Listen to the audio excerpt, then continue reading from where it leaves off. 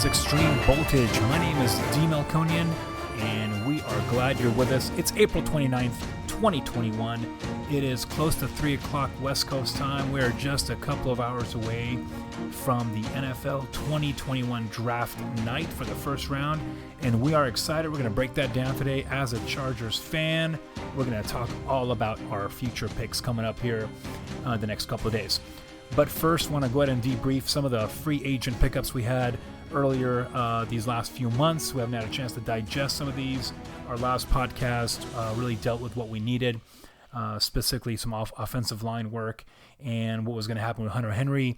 And if you've missed any of those episodes, please feel free to go back and check those out, get a glimpse of what we're talking about here. But as always, you make this show work. We appreciate everyone following us, especially around the country and around the world.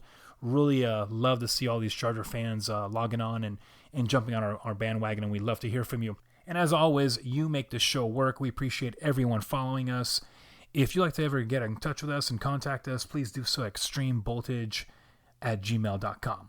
Otherwise, we're going to break down this free agency haul that we had here. And, you know, Tom Telesco did it right. He went after the weakest link that we have right now, which is our offensive line. And obviously, this is a complete rebuild, with the exception of Brian Bulaga on the right side, his second year of the contract, right? And this is a complete rebuild. With the exception of Brian Bulaga, this whole line is going to be brand new, which is definitely what we need, especially how pathetically bad this offensive line was last year for protecting the franchise superstar in Justin Herbert and even establishing any type of strong running game for Austin Eckler and company. So this is huge. So goodbye Forrest Lamp. Goodbye Dan Feeney. This is a rebuild happening as we speak. And with that, Corey Linsley, center from Green Bay, who comes in at 5-year deal, $62.5 million. That's a huge contract, the highest as a center in the league as of now.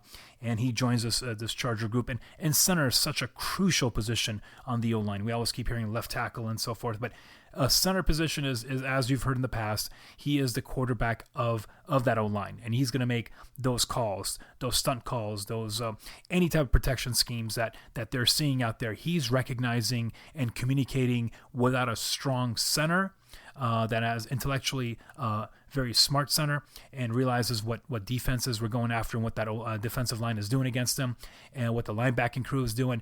That's going to be the issue. Blitz pickup and so forth, that is key. Without a strong intellectual center, forget about it. It's not going to work. So this is a great sign. Of course, Maurice Pouncey, which we had a couple years back, we were hoping was going to be developed into that mold, and he was right there with it, but injuries derailed his career. So hopefully Linsley coming in from Green Bay will bring us that solid center work that we need. So that's great work. On the left guard side, Matt Filer comes in from the Pittsburgh Steelers, and I'm excited about this. He's a young cat. 3 years, $21 million, and he's going to solidify that left side now. He was very well thought of at Pittsburgh, and that was a really good free agency signing. Get a young guy like that to come in and to work that's going to be a great situation. So 3 years, 21, really strong contract for Matt, and that's going to be a good deal there. And Matt Fowler is only 29 years of age, so those guys age well. He's right at his prime for a nice offensive lineman to be in the fold for the next 3 years, so we're looking good on that end. Lastly, Ode Abushi comes in, and he's a journeyman center, right, from Detroit Lions, but he's held his own, and of course the Chargers gave him a 1-year contract, which I think at this time that's sufficient. He's not the guy that we're looking for. That's gonna be the guy of the future. But hey, guess what? They've given him $1.6 million. He's 30 years old. Get in there for 1 year, solidify the spot, hold it for yourself. If that's what it takes, and you're the guy, then get the extension for 2 years. You're the guy, right? So it's a prove it deal. But I think he walks in as a starter here on the right guard side, which we need. Strong, stealthy guard. That's gonna work for us. Who's proven in the league. So that's a good pickup as well. Solid on that end. So obviously the blaring and glaring hole is that left tackle spot, right? With Trey Pipkins still sitting there on the roster. You know, look, Trey is still a very young guy. It's his third year coming in this year, which is fine. We have him for 4 years as a third-round draft pick. great. Let him sit again. Let him watch. Let him learn. Maybe get him in there from some swing tackle positions. This kid can still be good. Third round draft pick is a solidly high value of a pick to make for a project. So you're going to have to believe this kid's going to do it. He's not a 5th or 6th round pick, which they took a flyer on. This is a 3rd round pick, a 2nd day pick. That means they saw something in him that said, hey, this guy can do it. He's got the intangibles. He's got the tangibles. He's a big kid who can man that left side. And quite honestly, he's been playing both. I saw a lot of the right side for him as well. And that's not easy to do, especially a young kid like that, to go from one side to the other. It really is a difficult process to make. So I think he's really naturally a left tackle. That's what he played in college. So I think if they really keep him solidified at that spot, or if they want to move him to right, and make him a right tackle, but at least give him the reps and the preparation for that spot to take over Bulaga's spot, that's fine too. But just give this kid a lot of work in regards to practices, get him some good game speed going in preseason, and hopefully we're not going to be using him this year. Hopefully he'll be another 3rd-year project for us, and maybe next year, well, we expect by next year to take over that right spot. So that's what I'm looking at with Trey Pipkins. I'm not a hater, and I think he's still a solid candidate to do well on the O-line. And don't forget, and I've talked about this in the past, O-line and D-line, it's crucial. These guys sometimes come in as a 1st-round pick, man, and they don't do well and they bust out. Sometimes they move positions. A lot of times you'll see tackles go to guards and they do so much better. It happens. And sometimes you'll see guys like a Trey Pipkins, or even guys that are low draft, like 5th, 6th, 7th round, or even undrafted free agents come in and they bust ass and they do so well, and they're able to make it on a team and improve so much. They're starters on a team, or at least they're swing tackle and guards that have a fundamental position on these teams. So I look forward to that. I think he has a shot to make it. We'll see. We'll see how everything flies in with that, but that's what we're looking at this time. So great movement on the offensive line and free agency to solidify those 3 spots inside. Of course, the right side is Bryan Bulaga, which, look, I'm still concerned about. If you mention Bryan Bulaga to me, the first thing I think of him limping off the field gingerly with back spasms and back injuries, and that's not a good thing to think about, but that's what I thought of him all year. Okay, unfortunately, that's what I saw all year long. And I am hoping, and I'm sure the Chargers are, that has gone past, that he's recovered from these injuries to the point that he's able to play at 90+%, right? We never expect 100% in the NFL. You're never going to get that because these guys are broken and bruised within one play. But Bryan Bulaga has got to stay healthy to remain on this team. Just straight up. That's it. It's his 2nd year. He's getting paid $10+ million yearly. You got to play on that right side. You got to solidify. That's why you came here. And now hopefully with the Corey signing, his fellow Green Bay Packer, I think that's going to give a nice little sandwich plug right there between center and right tackle. And hopefully health is good for all of them, and he's able to solidify that and make it a run for the next 2 years, which will be awesome. So that brings us to a point. Second part of free agency, or third wave, or whatever the place you want to call it, that's going to take place right after this weekend, right? Saturday night, this draft is over. The 3rd day is done with. And by Sunday morning, if not that Saturday night, you're seeing undrafted free agents galore coming in. And then that's when your free agency wave comes in as well. The 2nd tier, 3rd tier free agency wave. All those cats that weren't signed, that are older, that have some injury concerns, that need a 2nd or 3rd lease on life, they're going to be the ones that potentially will be getting picked up. So that's going to be a nice mix to see what's going to happen in regards to our depth on the offensive line. I still like Quisenberry, who's on there. He's doing a fabulous job from UCLA. I believe it's his 4th year in, and I think he's doing a good job there as a swing guard and center. I'm hoping he continues developing and as part of this line for long term. So great stuff on that end.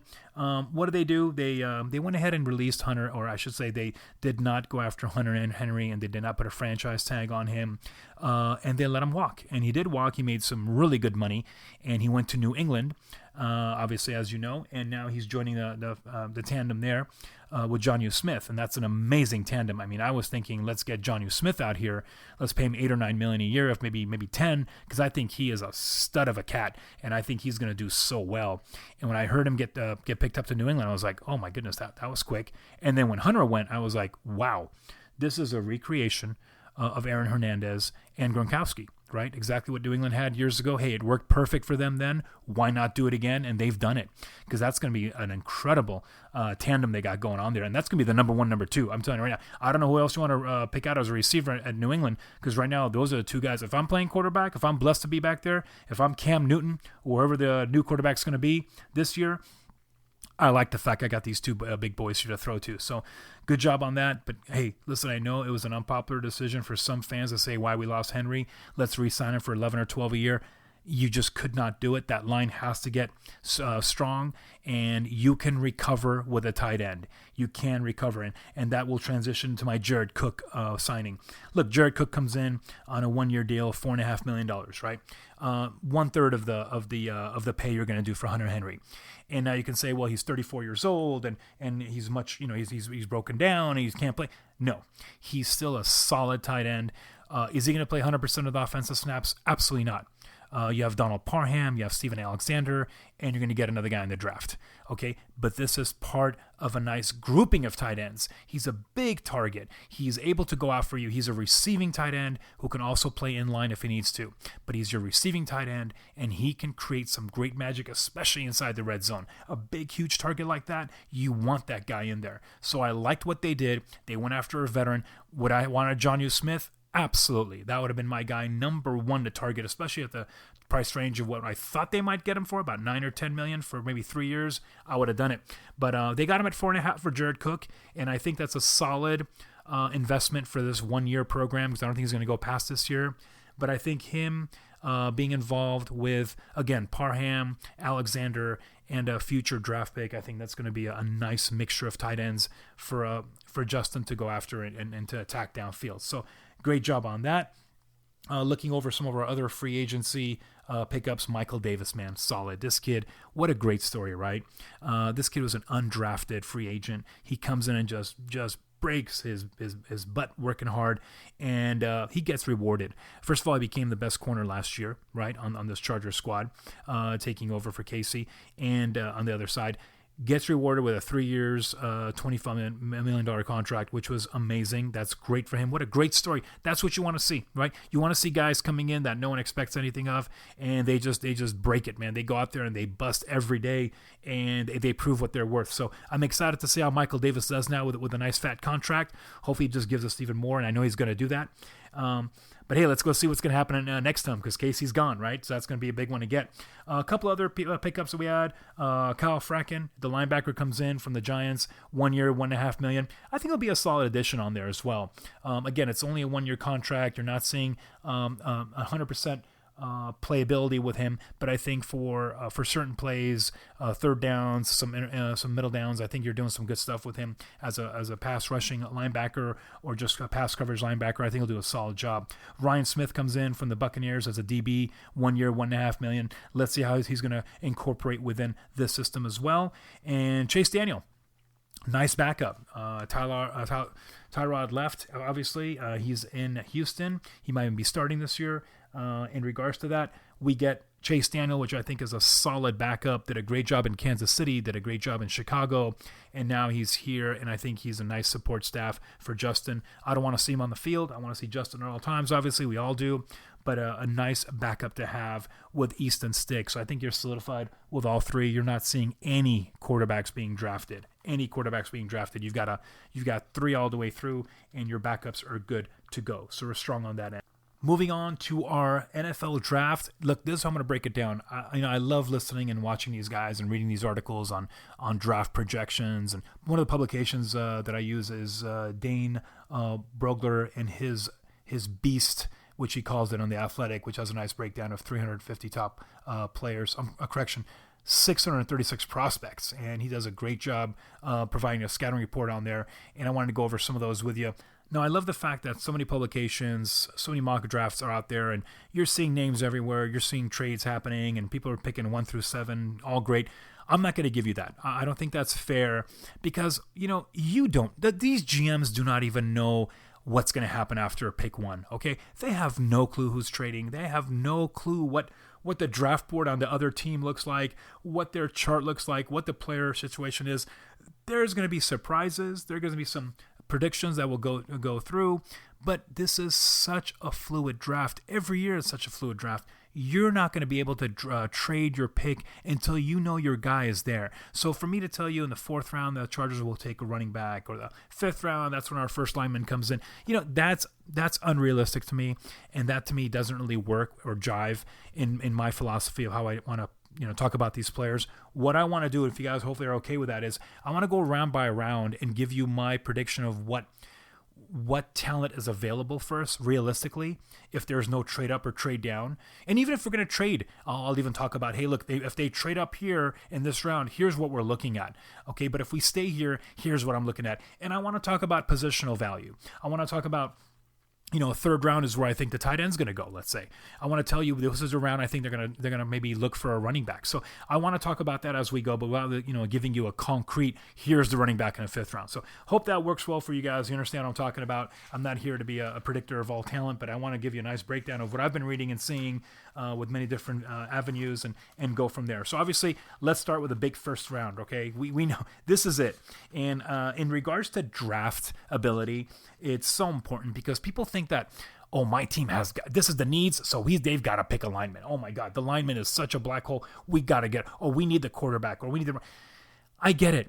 And with the exception of a quarterback, and only quarterback, with that exception, if your team is in need of a quarterback, that's when you're going to make your pick when you're the top 5 or top 10 to make that pick. Or if you're higher, you want to come down and get something, or move up higher, I should say, and get that QB, you're going to do that. Otherwise, the draft has to come to you. And you are picking best talent. Because, let's give you a hypothetical. So the Chargers need a left tackle, right? No secret there. Chargers need a cornerback. No secret there. So if in the 1st round, Penei Sewell is gone, Slater is gone, and they don't believe in Darisaw as being the guy, then the Chargers are going to take a downshift on that and zig on that instead of zagging, right? And they're going to have to do something else. And if corner is the way to go, and J.C. Horn is out there and Surtain is out there, great. They're going to have to go ahead and hit that route. If those corners are gone and the linemen are gone, well, they're not going to stretch. If they don't like Darisaw, they don't like Darisaw. If they don't think Darisaw is a top first round talent, then maybe they'll trade down and see if they can get him on the down cycle. That can happen as well. So there's a number of ways of going at it. But if you're stuck on, hey, my need is lineman, and I've got to go lineman, and you pick the 4th best lineman in the 1st round, and you bypass the top edge rusher or bypass the 2nd or 3rd best corner, then I think you're doing your team a disservice. So in regards to that, the 1st round, I do think it's going to be either a left tackle or it's going to be a corner, and just depending on who they have. I think right now the left tackle spot is such a glaring need that our eyes are completely focused on it. I think they're focused on it, and yes, they're in a position that they can obtain that kind of talent. So what are we looking at, obviously? Penei Sewell.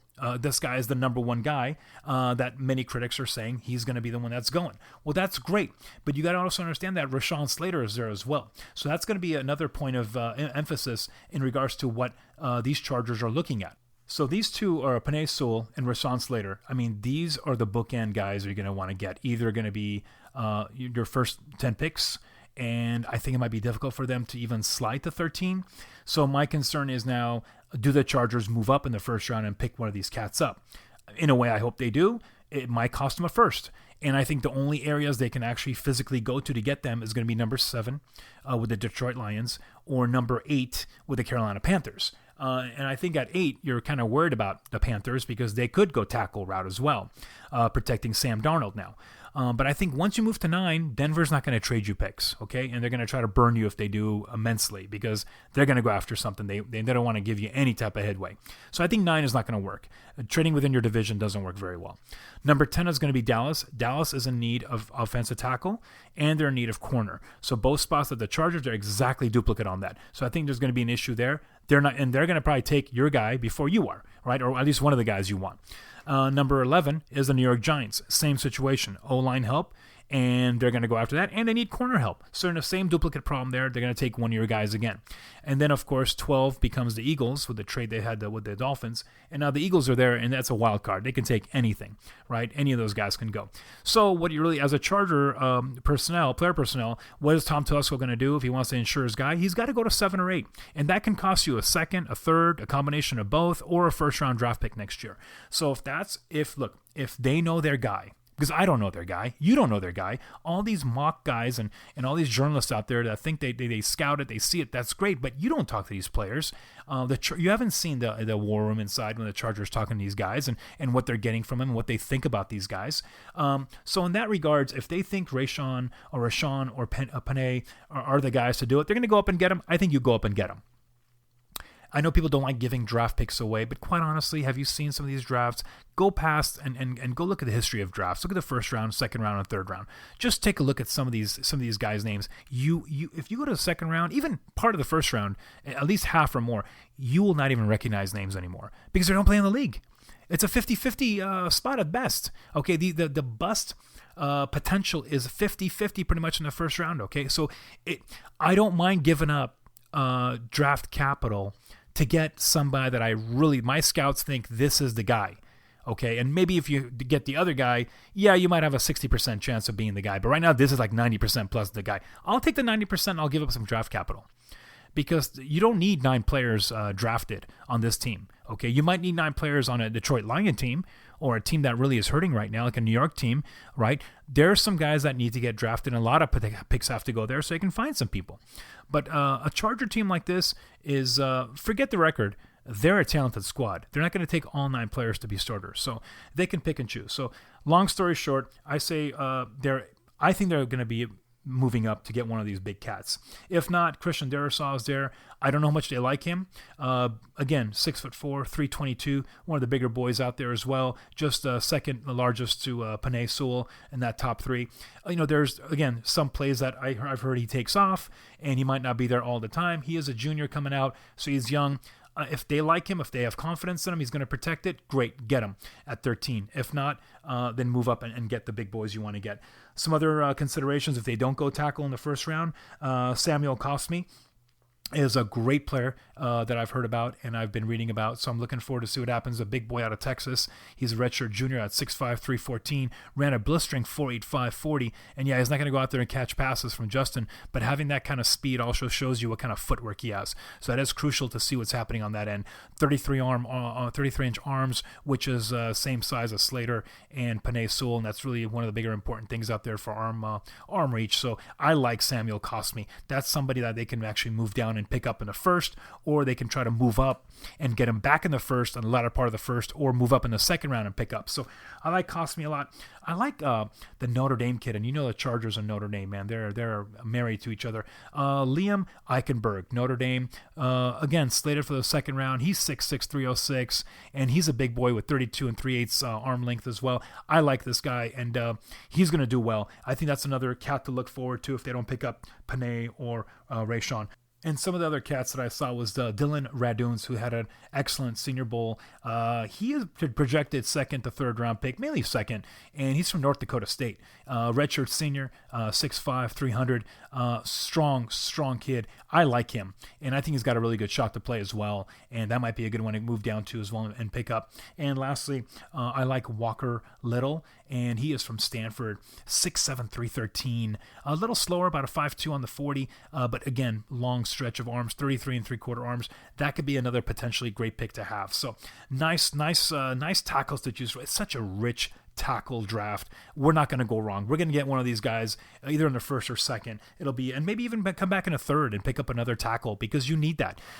In this draft, you're going to need 2 tackles, as we talked about, right? Trey Pipkins is not bought and paid for. We don't know how he is. And we know that Brian Bulaga is only a year-to-year prospect, and he can move next year, and he's gone. So getting 2 tackles is crucial, and I definitely think that's happening in the first 2 days.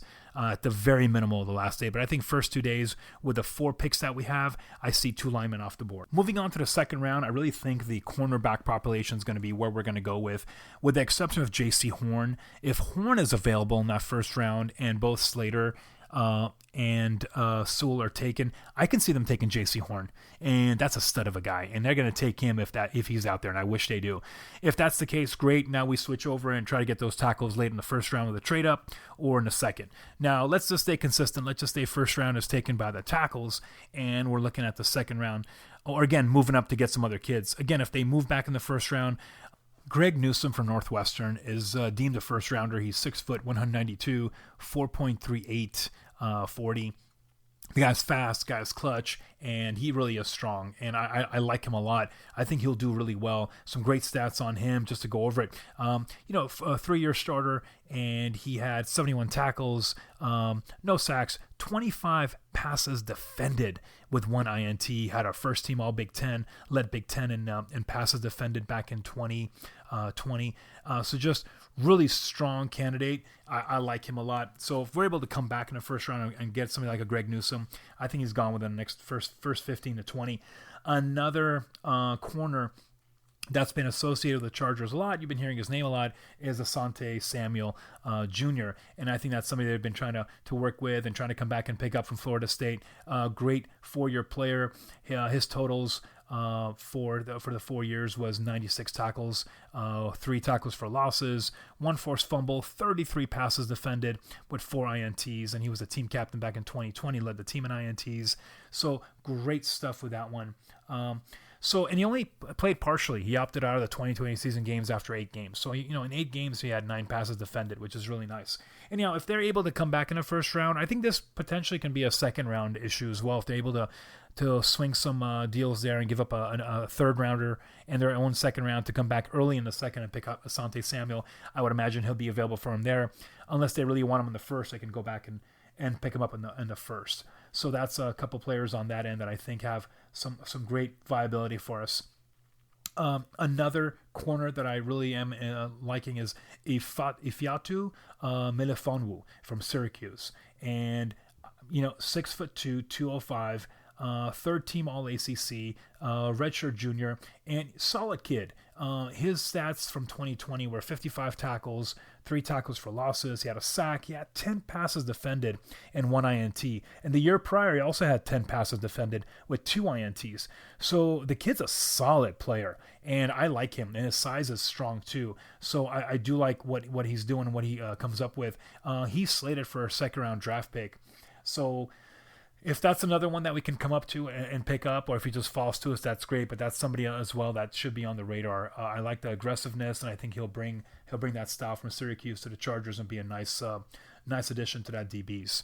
Another player I like is Aaron Robinson from UCF, and he brings in the 5'11", 186 pounds, smaller frame guy that comes in, but solid kid. Again, looking at a second or third round type talent, that can provide some strong capabilities as well. He had 109 tackles in his 4-year stint, and 7.5 tackles for losses, 2 forced fumbles, 21 passes defended, solid. And that's pretty much from his 19 and 20 years. In 2019, he had 13 passes defended. In 2020, he had 7. So I like these kind of nice coverage backs that come in. He was picked for both years in a row for UCF second team All ACC, All AAC.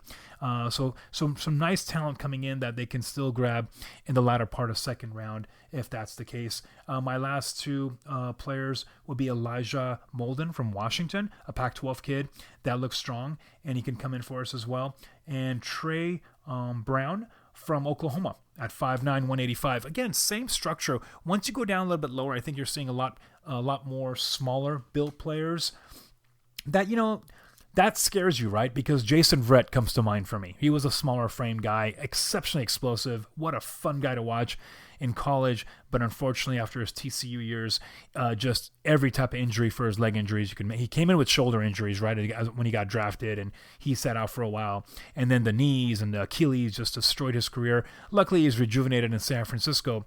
But these are some of the things you kind of worry about for some reason for smaller backs. Trey Brown is only 5'9", 185, as I mentioned.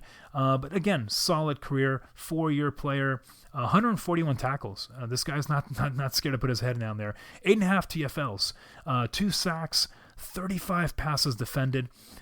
Solid 2020 season. And again, even his 2018 and 19 seasons just had 12 pass breakups on each of those. Just solid.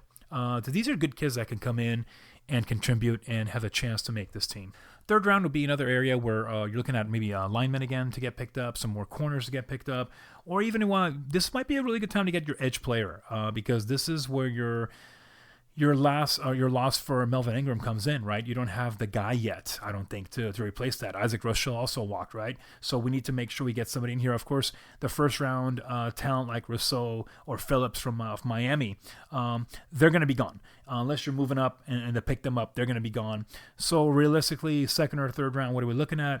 We're looking at a Carlos Basham, maybe, if we get lucky, from Wake Forest, 6'3", 274. Again, more of a first down to a second round draft pick, but if there's some movement out there that they're going to go edge, or they move down, the Chargers move down from their 13th spot, these are some of the talent that we're looking at. Again, Rousseau and Phillips, as I mentioned, from Miami, are both 6'5" to 6'6" kids, both in 260-pound range, explosive cats. So those are fun guys to get. And again, your tackle's not there and your corner's not there. First round, Tom Telesco can say, you know what, I'm going to go ahead and get my edge pass rusher. I'm going to get my guy that's going to make an impact on the team. And some of the fans are going to go, oh, wait, that's not what we want. That's not what we need. That's the last thing we need right now. But that's what the board is going to call for. So if you see a Jalen Phillips, or you see, a Azeez Ujulari from Georgia, or Kwity Paye from Michigan, these are first-round talent that you cannot pass up for a third or fourth or fifth guy. So that's what I'm looking forward to seeing. If that does happen, how exciting that would be as well. But you got to make sure you can come back, get your tackles, because without it, you're going to get rocked. But these are some of the guys that maybe down the line, again, Basham is also a second-round projected pick. We're looking at one of the guys I like is Dayo Odeyingbo. And that's a tough one for me to say, but Odeyingbo from Vanderbilt is just a tough player. He's projected in the third round. He's 6'5", 285. Don't have a 40 speed on him. But again, solid player from Vandy, going up against some really, really strong talent. And his combine was strong. In regards to his 4-year stats, 125 tackles, 31 TFLs, so really good playmaker. 12 sacks, 1 forced fumble, 4 passes defended, 1 INT.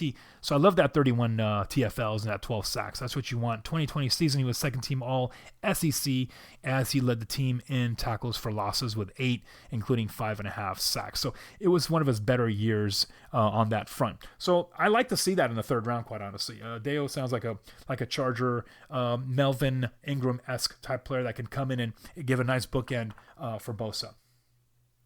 So those are some of the picks that I'm looking at for defensive end wise. If you want to go much later in the rounds, if they're looking maybe at the 4th or 5th side or even 6th, looking at some nice players like Chris Rump from Duke, Joshua Kendo from Florida State. And if you want to go back to Notre Dame and tap their toes in there in that pool once again, Ade Ogundeje is a nice, strong player. Targeted for the 4th, 5th, 6th round, 6'4", 260, has a 4.78 speed.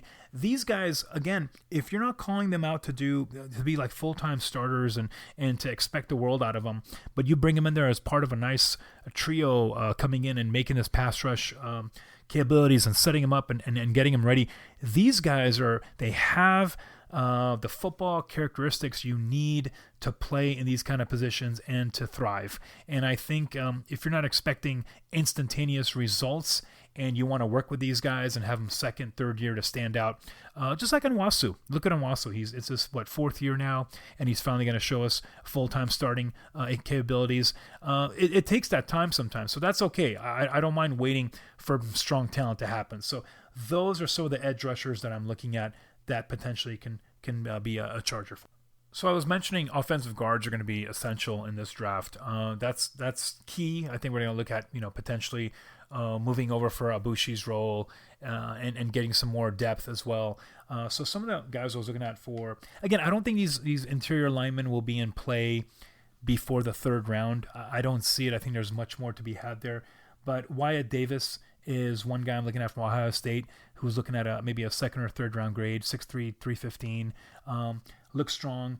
Trey Smith from Tennessee at 6'5", 320. A player like Sadarius Hutcherson from South Carolina, 6th or 7th round draft pick, redshirt senior, 6'3", 321. Bigger cat. But these guys are able to possibly niche a career and do some really good things. Tommy Kramer from Notre Dame, also a guy that hasn't really been touted as much, but he's looking at maybe a priority free agent or even sixth or seventh round draft pick, 6'5", 310. You know how much the Chargers love to go to Notre Dame and get players out of there. So these are guys you're looking at. Even a cat like Bryce Hargrove from Pittsburgh, redshirt senior, 6'3", 310 pounds. Again, you're looking at potentially a sixth, seventh round draft pick, maybe a potential free agent, but that's what you're looking at to get some guys to bring up and some developmental issues and maybe even able to take over the following year. Moving on to tight ends, I think this is going to get addressed more in the third round and below. And I think Brevin Jordan is one of the cats I really do enjoy watching, and I thought he had a great career in Miami of Florida. He's 6'2", 250 out of Las Vegas, played at Bishop Gorman. Yeah, Brevin Jordan had a nice 3-year career at Miami. 105 receptions throughout his career, over 1,300 yards with 13 touchdowns. And in 2020, he was second team All-ACC, and he missed 3 games.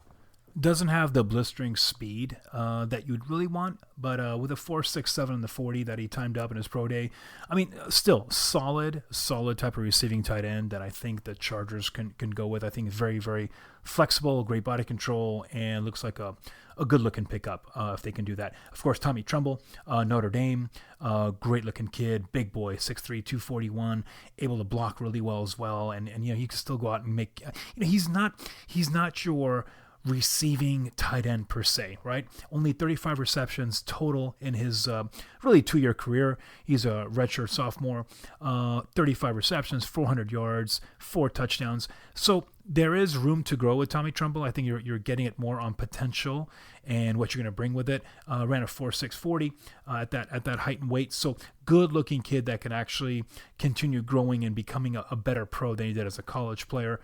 Some other guys at tight end to look at, just to talk about some potentiality of what kind of players that can be had. You know, I like UCF a lot. That team is strong, and I like Jacob Harris. They have some great skill players, man. And this kid's about 24 years old, a little older, redshirt senior.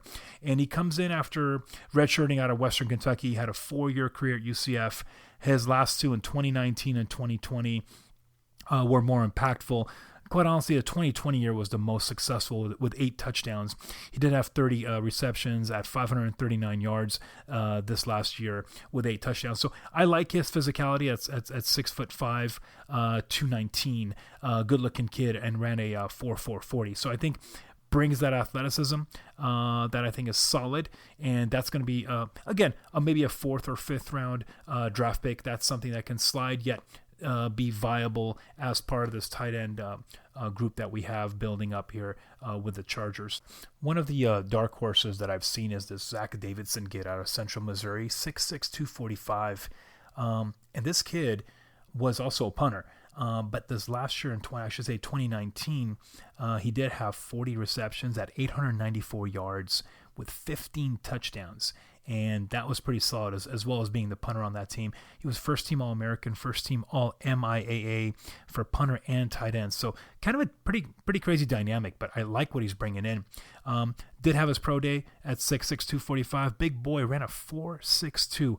I like it. That's somebody you can bring in as a undrafted free agent, or maybe give it a 6th or 7th round draft pick and see what happens. That's a project that can really earn some good stuff. Reminds me of a Donald Parham situation, right? That's somebody you love that kind of skill set, and if you can bring it all together, you can possibly dominate. So some of these names I'm mentioning could be potential Chargers for us this weekend.